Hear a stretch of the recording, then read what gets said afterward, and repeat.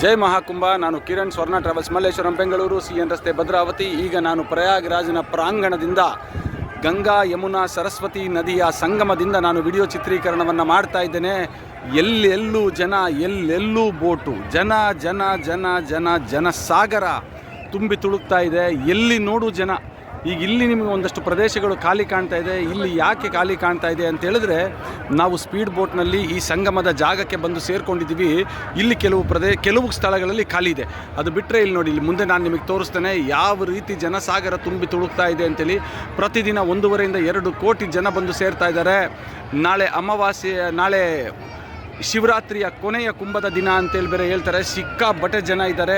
ನಾವು ಒಟ್ಟಿಗೆ 90 ಜನ ಯಾತ್ರಾರ್ಥಿಗಳು ನಾವು ಕುಂಭ ಸ್ನಾನಕ್ಕೆ ಬಂದಿದ್ವಿ. ಜಸ್ಟ್ ಇವಾಗ ತಾನೇ ನಾನು ಕುಂಭ ಸ್ನಾನವನ್ನು ಮುಕ್ತಾಯಗೊಳಿಸಿಕೊಂಡು ಈ ವಿಡಿಯೋ ಚಿತ್ರೀಕರಣವನ್ನು ಮಾಡ್ತಾ ಇದ್ದೇನೆ. ಇಲ್ಲಿಯೂ ಸಹ ನಮ್ಮ ಯಾತ್ರಾರ್ಥಿಗಳು ಗಂಗಾ ಮಾತೆಯ ಪೂಜಾ ಕೈಂಕರ್ಯವನ್ನು ಮುಗಿಸಿ ತಮ್ಮ ಸಿದ್ಧತೆಗಳನ್ನ ಮಾಡ್ಕೊಳ್ತಾ ಇದ್ದಾರೆ. ಇನ್ನೇನು ಕೆಲವೇ ಕ್ಷಣಗಳಲ್ಲಿ ನಾವು ಇಲ್ಲಿಂದ ಸ್ಪೀಡ್ ಬೋಟ್ನಲ್ಲಿ ಪ್ರಯಾಣ ಮಾಡಿಕೊಂಡು ಗಂಗೆಯ ತಟದಿಂದ ನಮ್ಮ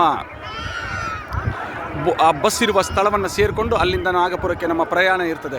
ಇದು ತಾವೆಲ್ಲರೂ ನೋಡಬೇಕು ಅಂತೇಳಿ ನಾನು ಈ ವಿಡಿಯೋ ಚಿತ್ರೀಕರಣವನ್ನು ಮಾಡ್ತಾ ಇದ್ದೇನೆ. ಭಾಳಷ್ಟು ಜನ ಆಸೆ ಇದ್ದರೂ ಕಾರಣಾಂತರಗಳಿಂದ ಬರೋಕ್ಕಾಗದೇ ಇರುವಂಥವ್ರಿಗೆ ಈ ವಿಡಿಯೋ ಚಿತ್ರೀಕರಣ ನೋಡಿ. ಇದು ಸಹ ಒಂದು ಪುಣ್ಯ ಕಾರ್ಯನೇ.